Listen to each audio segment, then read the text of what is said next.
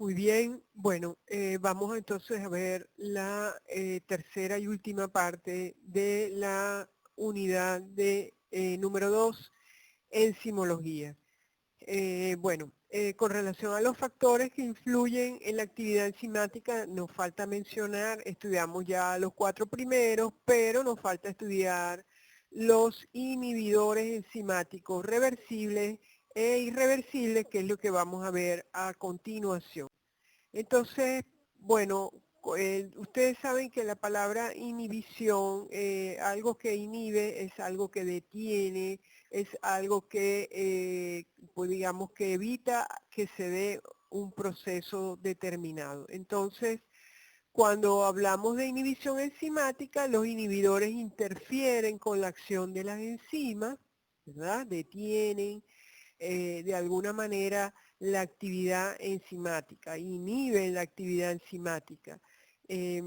Algunos productos como los fármacos, los antibióticos, conservantes alimentarios y algunos venenos son inhibidores enzimáticos. Obviamente ustedes tienen que conocer el proceso de inhibición enzimática porque si van a estudiar mecanismos de acción de los antibióticos, a ustedes les van a hablar de algunos procesos de inhibición enzimática, igual algunos fármacos, ¿verdad? Entonces es importante conocer sobre este aspecto dentro del estudio de las enzimas. Los inhibidores enzimáticos pueden ser de dos tipos, reversibles o irreversibles. Obviamente reversible quiere decir, cuando un proceso es reversible, quiere decir que se puede detener, se puede volver a ocurrir, o sea, se puede detener ese proceso de inhibición. Cuando nosotros hablamos de un proceso reversible, hablamos de que actúan enlaces de tipo no covalentes, donde el inhibidor se puede disociar de la enzima, entonces la enzima puede volver a actuar sobre el sustrato para transformarlo en producto. Es un proceso reversible. Cuando nosotros hablamos ya de un proceso de inhibición irreversible, ya ahí hablamos de un enlace covalente, un enlace difícil de romper, como son los enlaces covalentes, entonces ahí el inhibidor no se disocia de la enzima, ya prácticamente esa enzima es, digamos, destruida. Ya esa enzima no va a poder actuar sobre su sustrato para transformarlo en producto. ¿Por qué? Porque se trata de un proceso irreversible. Cuando usted dice, este es un problema irreversible, es que ya no tiene vuelta atrás. En cambio, cuando usted dice, no, es reversible, podemos solucionar este problema, lo podemos resolver, es diferente de irreversible.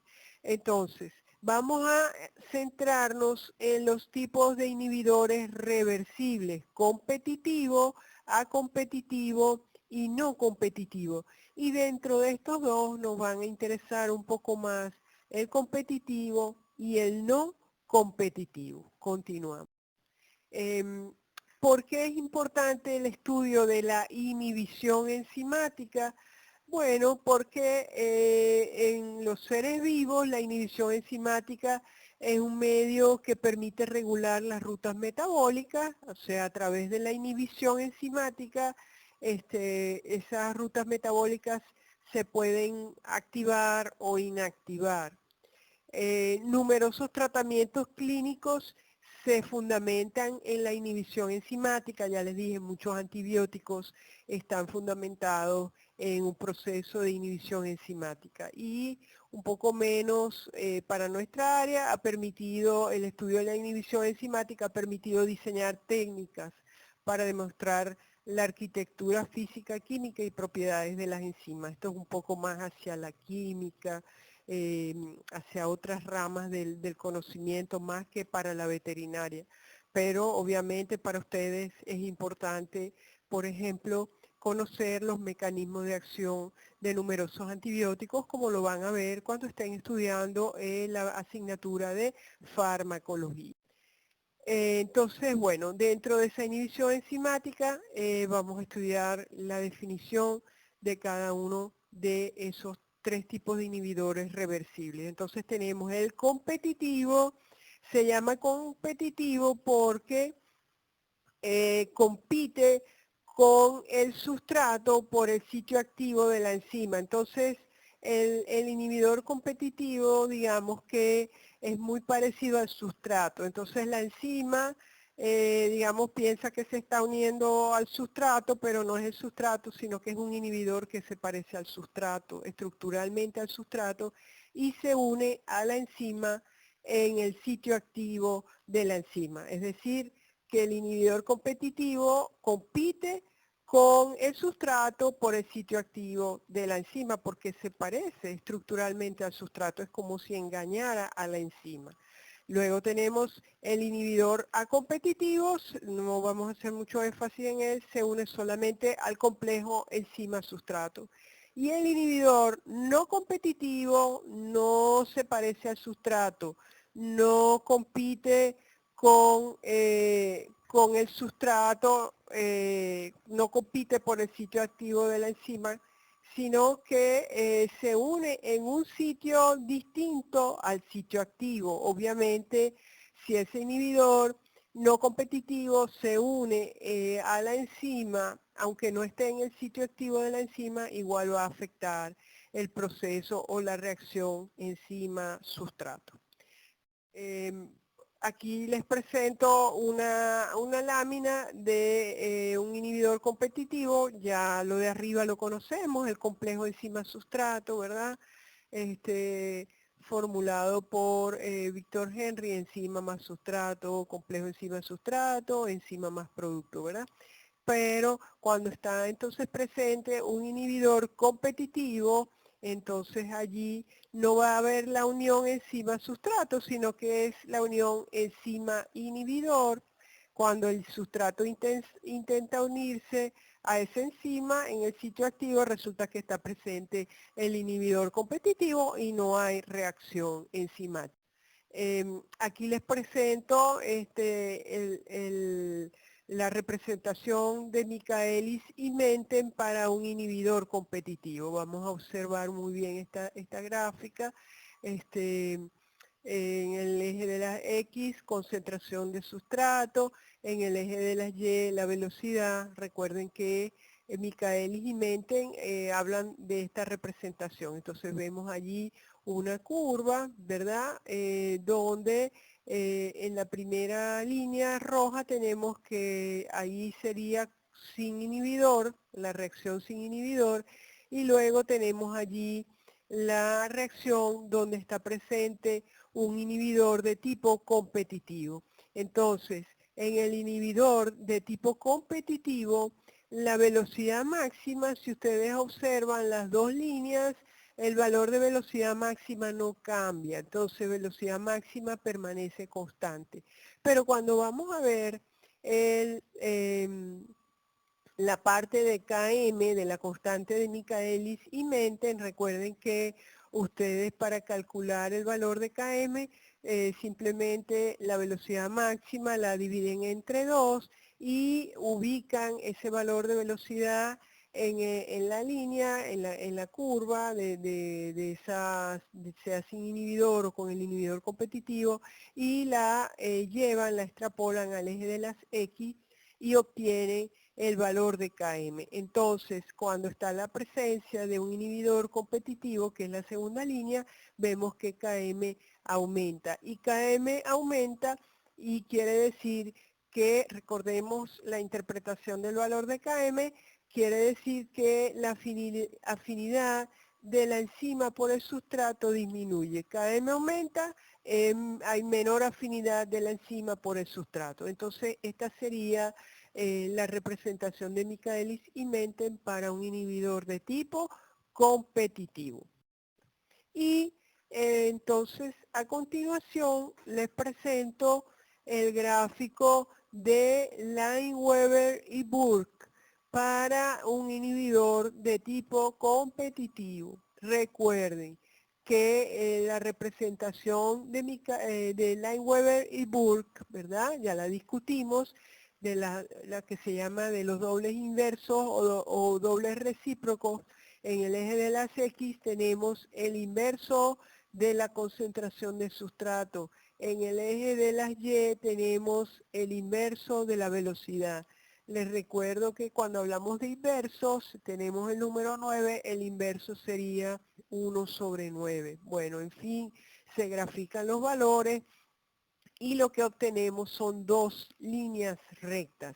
Esas líneas rectas, cuando interceptan en el eje de la Y, nos dan el inverso de velocidad máxima y ahí sí tenemos el valor exacto. Y cuando interceptan el eje de las X, entonces tenemos menos 1 sobre km. ¿Por qué menos? Porque fíjense que en este eje cartesiano ya estamos a la izquierda del cero. Bueno, entonces fíjense, aquí tenemos en color blanco la línea de sin inhibidor y en color amarillo tenemos entonces cómo sería un gráfico de Lineweaver y Burke para un inhibidor de tipo competitivo. Entonces el amarillito es el inhibidor competitivo. Ahí vemos que el valor, el intercepto en el eje de las Y, donde está el inverso de velocidad máxima, es igual para, sea que no tiene inhibidor y el inhibidor de tipo competitivo. O sea que velocidad máxima no cambia, permanece igual. Pero aquí vemos entonces que el KM es distinto, entonces la variación en el KM, como cuando lo vimos en la gráfica de Michaelis y Menten. Entonces aquí el KM va a aumentar. Y usted me diría, profa, pero yo lo veo más cerca de cero, pero recuérdese que es un número negativo. Y si usted tiene, por ejemplo, aquí menos 2 y menos 3, el valor de menos 2 es mayor. Cuando son números negativos, es mayor el número que está más cerca de 0. A diferencia de la escala o los valores positivos, donde mayor, por ejemplo, tenemos 1, 2, 3. Ya sabemos que el número 3 es el mayor, el que está más lejos de 0. Pero en este caso, como es valores negativos, cuando nosotros lo invertimos nos va a dar que el inhibidor competitivo, el valor de Km es mayor. Inhibidor competitivo, no hacemos mucho énfasis, pero tenemos igualmente el complejo enzima-sustrato y el inhibidor según es, fíjense que enzima más sustrato, complejo enzima-sustrato más inhibidor de tipo A competitivo se está uniendo al complejo enzima-sustrato más inhibidor. Luego no hacemos tanto énfasis en el A competitivo. Entonces, bueno, debido a que un inhibidor A competitivo se une solo al complejo enzima-sustrato, la adición de más sustrato incrementa la velocidad, pero no hasta el grado que se observa en las reacciones sin inhibidor. Vamos a hablar ahora en esta lámina del inhibidor no competitivo. El inhibidor no competitivo se une tanto a la enzima sola, enzima más inhibidor, forma enzima inhibidor más sustrato, forma el complejo enzima inhibidor sustrato y también se une al complejo enzima sustrato más inhibidor, también afectando entonces la reacción enzimática. Aquí les presentamos una lámina, fíjense, es distinto, cómo es el comportamiento de un inhibidor, cómo afecta un inhibidor no competitivo en la cinética enzimática. Recuerden que esta es la representación de Michaelis y Menten. En el eje de las X, concentración molar de sustrato, en el eje de las Y, velocidad, y vemos que tenemos dos líneas, sin inhibidor es la primera, en la segunda es el inhibidor no competitivo. Aquí vemos que es distinta la, digamos, el comportamiento de lo que podemos observar en el gráfico. Velocidad máxima sin inhibidor y con inhibidor de tipo no competitivo, la velocidad máxima disminuye. Y cuando vemos el valor de Km, vemos que permanece constante. Es igual para las dos curvas, sea sin inhibidor o con el inhibidor no competitivo. El Km permanece constante. Fíjense, repito, cómo se calcula o cómo se obtiene el valor de Km en Michaelis-Menten. Divido velocidad máxima a la mitad, ¿verdad? Y extrapolo, llevo ese valor con una reglita hacia la parte del eje de las X y obtengo Km. En los dos casos, aunque los valores de velocidad máxima sean menores, con presencia de un inhibidor no competitivo, vemos que el valor de Km permanece constante. Entonces son dos comportamientos diferentes, inhibidor competitivo versus inhibidor no competitivo, que es la lámina que estamos viendo en este momento. Muy bien, continuamos. Fíjense, en esta lámina se les presenta la cinética, continuamos en cinética enzimática, vamos a hablar ahora acerca de el gráfico de un inhibidor no competitivo y la representación de Lineweaver y Burke. Les recuerdo que en la representación de Lineweaver y Burke vamos a graficar en el eje de las X el inverso de la concentración molar del sustrato, en el eje de las Y el inverso de la velocidad y se obtiene una línea recta. Entonces, acá se les presenta con la línea blanca, vemos cómo sería el gráfico, cómo sería el comportamiento en una línea sin inhibidor enzimático. Y el color fucsia, ¿verdad? Vemos allí cómo sería en presencia de un inhibidor de tipo no competitivo. Como les recuerdo, esas dos líneas se van a proyectar o se van a prolongar hacia el eje de las X y vamos a obtener entonces en la intersección en el eje de las Y el inverso de la velocidad máxima para cada una de las líneas, de la línea de sin inhibidor y la línea del inhibidor no competitivo. Y cuando se prolonga hacia el eje de las X, tenemos entonces el menos inverso de la constante de Michaelis y Menten.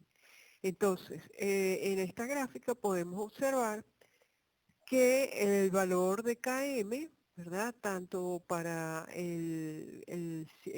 la ausencia de inhibidor como el inhibidor no competitivo, el Km permanece constante, va a dar el mismo valor.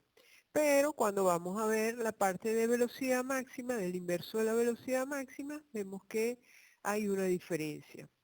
Y allí, en este caso, la velocidad máxima en presencia de un inhibidor no competitivo, la velocidad máxima va a disminuir. Y usted me diría, pero profa, yo veo que esa línea fucsia es como si fuera mayor. Pero recuerden que cuando tenemos los inversos, mientras más cerca se está de cero, el valor es mayor. Es como si yo tuviera, por ejemplo, entre 1 y un medio, o sea, 1 sobre 2 y 1 sobre 5, el valor mayor va a ser 1 sobre 2.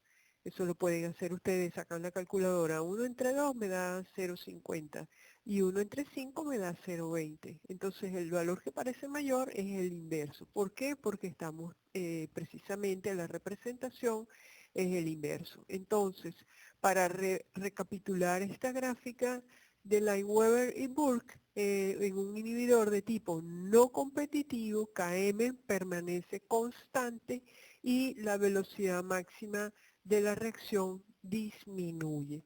Todo esto se les presenta para que ustedes puedan estar en capacidad de reconocer y diferenciar el tipo de inhibidor y cómo afecta cada uno de los inhibidores la velocidad máxima y la constante de Michaelis y Menten, o Km. Ok, y ya para finalizar esta unidad, segunda unidad de enzimología, vamos a terminar con este punto de lo que sería la regulación enzimática. ¿A qué se refiere la regulación enzimática? La regulación enzimática se refiere a que existe un proceso en los seres vivos, ¿verdad? Donde están presentes las enzimas o biocatalizadores, ¿verdad? Los catalizadores en los seres vivos, las enzimas. Estas enzimas tienen un proceso de regulación. ¿Qué quiere decir? Que las enzimas no siempre están activas y no siempre están inactivas. Hay una regulación que hace que en cierto momento las enzimas de una ruta metabólica estén activas y en cierto momento estén inactivas. No están todo el tiempo activadas, no están todo el tiempo inactivas. Ellas sufren un proceso de regulación. ¿Con qué finalidad? Tiene tres objetivos. Mantener un estado ordenado en la célula, es una característica importante, el orden. ¿Qué quiere decir? Que se mantienen unas ciertas rutas metabólicas activas dependiendo de las necesidades de la célula y se mantienen inactivas también dependiendo de las necesidades de la célula. ¿Con qué finalidad? También con la finalidad de conservar la energía. Ya les he hablado un poco de lo que es la economía dentro de la célula. No se va a malgastar la energía, no se van a malgastar compuestos que se van a producir en exceso o se van a producir en déficit, sino que hay un equilibrio dentro de la célula a través de la regulación de la actividad de las enzimas. Y también la regulación enzimática nos permite una respuesta rápida a las variaciones ambientales que se generan muy rápidamente, entonces puede haber una respuesta rápida para activar una vía metabólica o para inactivarla.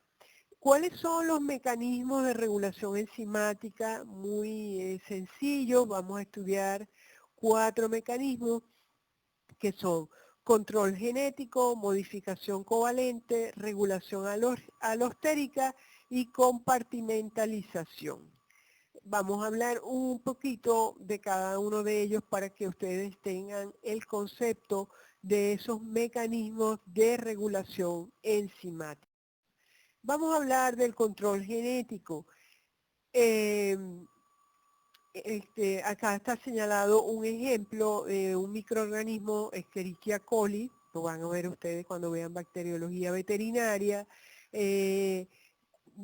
Escherichia coli utiliza normalmente como fuente de energía la glucosa. La glucosa es la fuente de energía de ese microorganismo, pero cuando se coloca esa bacteria en un medio donde no hay la presencia de glucosa, sino otro carbohidrato, como lo es la lactosa, ¿qué hace el microorganismo?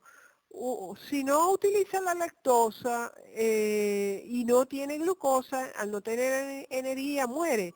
Entonces, ¿qué sucede ahí? Ahí hay un mecanismo de control genético donde se activa, ¿verdad? A través del proceso de inducción enzimática, se activa todas las enzimas necesarias para utilizar la lactosa. O sea, o lo hace, o se adapta, o simplemente ese microorganismo muere.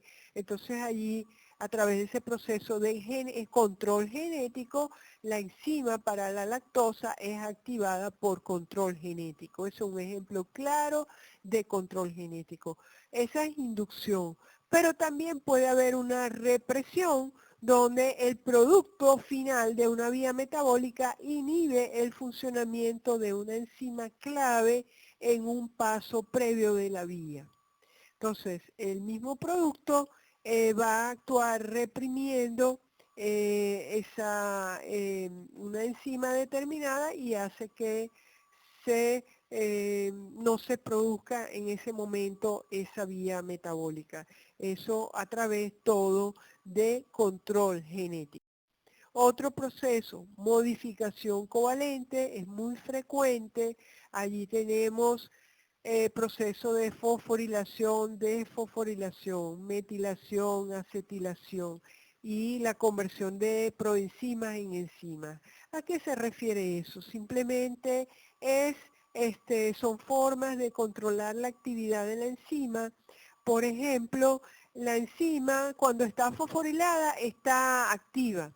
Entonces, si se le quita, se desfosforila, es decir, se le quita un grupo fosfato, ya ahí esa enzima no está activa. Entonces, claro, yo puedo controlar una ruta metabólica simplemente porque fosforilo o desfosforilo una de las enzimas de esa ruta metabólica. Si yo inactivo una enzima de una ruta, eso es como que se derrumba o se, digamos, no derrumba la palabra, pero toda esa ruta se detiene, porque eso es como si ustedes, imagínense que están en una fila de pupitres, todos ustedes colocados uno detrás del otro, y el primero le va a pasar algo al segundo, el segundo lo va a pasar al tercero, el tercero al cuarto, pero si yo le quito eso al primero, ya al primero no le pasa nada al segundo, ni al tercero, ni al cuarto, ahí no va a ocurrir nada. Entonces, una sola enzima inactiva una ruta metabólica completa.